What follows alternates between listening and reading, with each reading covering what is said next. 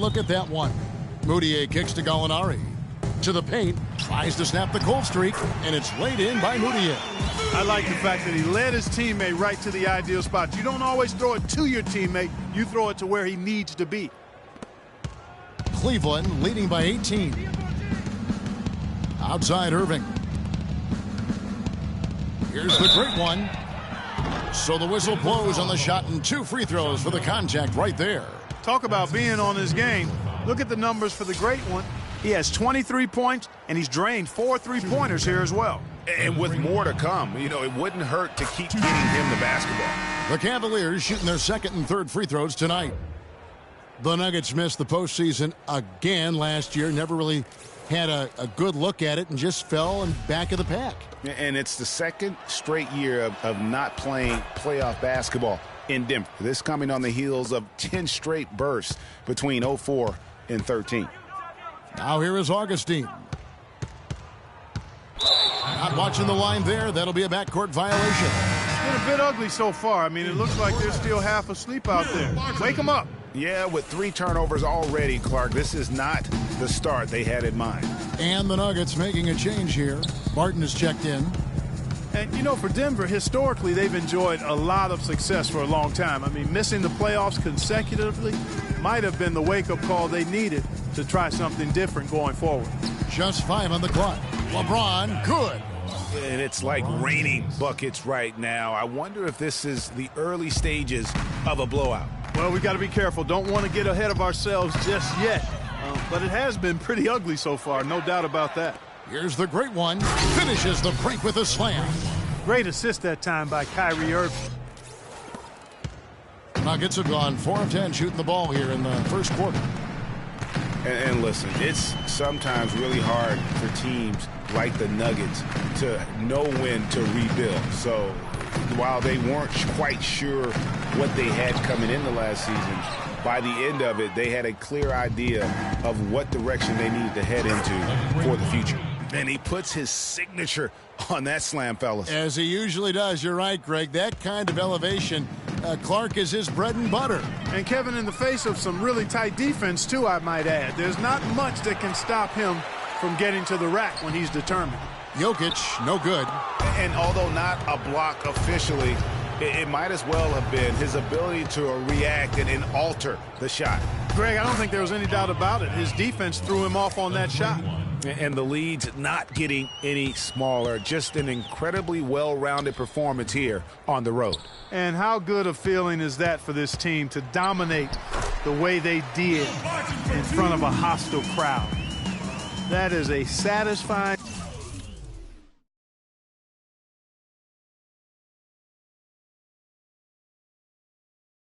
feeling for the victors. Pass to the great one. And Cleveland again with the bucket. What a top-notch game he's having. He's gotten them in front, and it sure seemed like he's going to keep them there. All by himself, it looks like. The dish to Gallinari. Screen by Fareed. Gallinari passes to Jokic. And the shot is good, dropping in off the front of the rim. And really a good job spotting his teammate near the bucket and then just pinpoint passing for the finish. Here's the great one. Off target with his 3. Nuggets shooting 40% here in the early stages. Now let's find out what head coach Mike Malone had to say to Doris Burke. Doris? He said that the key to the game will be how well they defend Kyrie Irving, adding he's shown himself to be one of the premier point guards in the game already. Whether it's passing, shooting, or penetrating, we need our guys in the backcourt to really get up into him, and our bigs need to be ready to bring help. Guys, you can bet that Irving will be their focus defensively. Thanks again, Doris. So it's Denver now, after Cleveland got the 3-pointer. Denver passing it around. 3-pointer Augustine. And James pulls it down. Right wing. An amazing finish with a hand right in his face. 39 points for the great one. How about the passing? They are moving the ball without any thought, without any individual agendas. Yeah, and it's really fun to see that kind of unselfishness. Really hard not to appreciate all the assists they've racked up. There's a chance he could have a big game if they don't D him up more tightly on the perimeter. Over to the wing.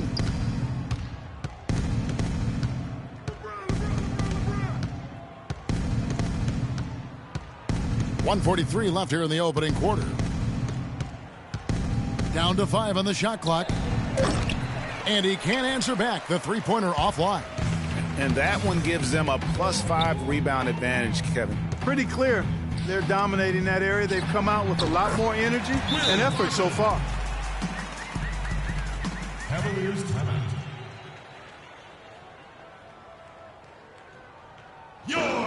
Timeout is called. First of the game for the Cavaliers.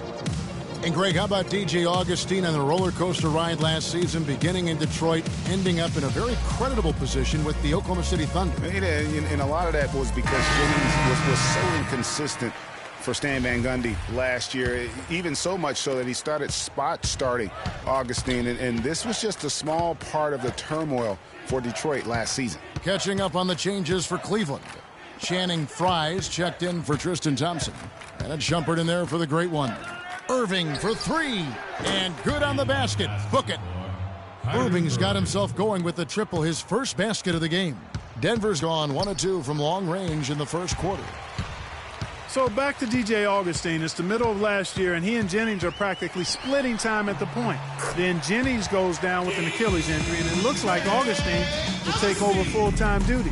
Nope, the Pistons trade Augustin to Oklahoma City for Reggie Jackson. Here's LeBron. Denver getting their last shot to go. Missed the shot. He's 3 for 4 in the game. Martin dishes to Arthur. Cavaliers with the rebound. You know, one thing about the Augustin Jackson trade last year, it didn't help either the Thunder or the Pistons make the playoffs. It's just so hard to integrate a new player into your system that far into the season, especially when that player is a point guard. So a wild ride for Augustin.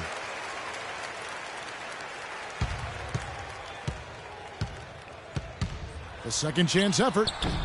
And the foul called on Darrell Arthur. He's fouled out of the game. That's his first foul. Darrell Arthur. There's 10 seconds left in the first quarter. The shot's good from LeBron. And just a little bit ragged defensively there, Clark. Here's Barton. Up again. And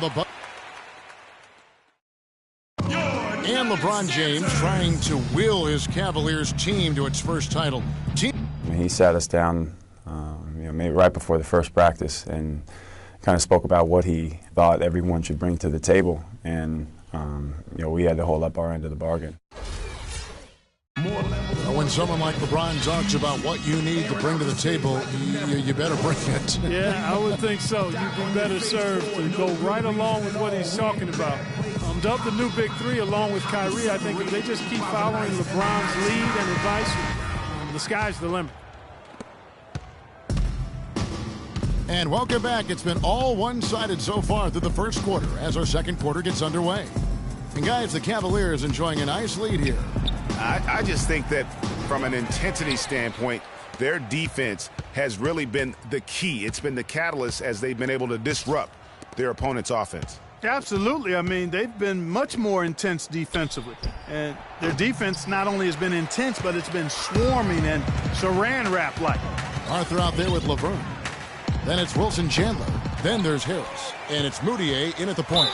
That's the group for Denver getting going here in the second.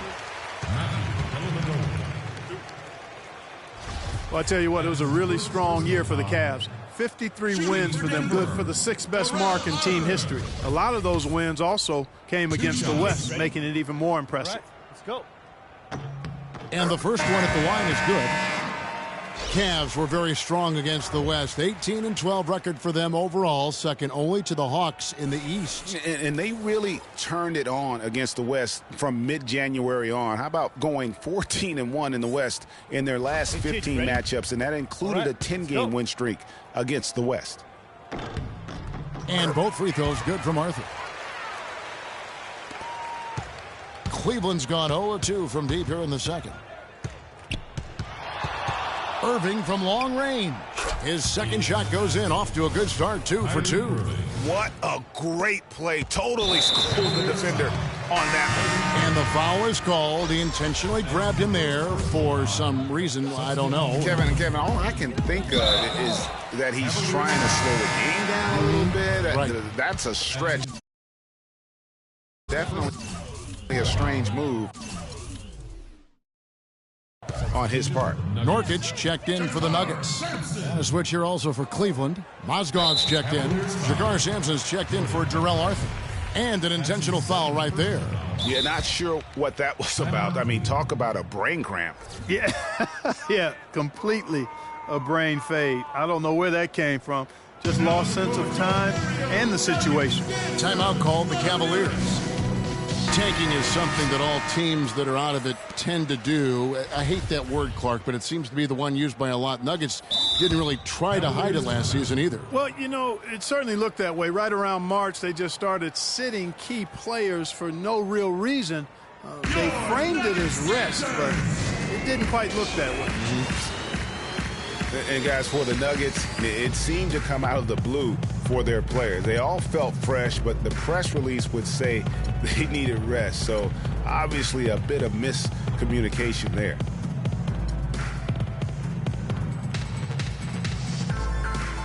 And the Cavaliers with some changes. Love's checked in for Fry. Amon Shumpert has come in for Richard Jefferson. And the great one subbed in for McRae. And around a minute gone here in the second quarter. Chandler against Love. And, you know, back to the Nuggets and giving up a bit near the end of the season. Miscommunications like that can really bother a player. Still, it's a viable strategy. I don't know if it's viable, but it's a strategy that could pay dividends if executed the right way. You know, when I think of Wilson Chandler, what comes to mind is supreme athleticism. He can throw it down with the best of them. And yet he's still working on the other areas of his game to be more well-rounded. Here's the great one, guarded by Harris. It's tipped. Chandler with the steal. They get a hand on it. Here's the great one. Good on the shot. The great one's got 41. You know, back to Wilson Chandler, he's somewhat of a wild card. One of the few guys to go overseas. Remember, Greg, during that NBA lockout in 2011, he signed to play for China and didn't negotiate an out clause when he signed. Yeah, and truth is, Chandler's one of those guys who can give you some solid minutes, but you hope at some point that he gets serious and commits to reaching his full potential. Second quarter of play with around 2 minutes gone so far. And now we've got the intentional foul. On the night, he's gone 2 for 2 at the stripe. And at the line last year, he was good on about 77% of his attempts. And guys, a lot of problems for the Nuggets last year.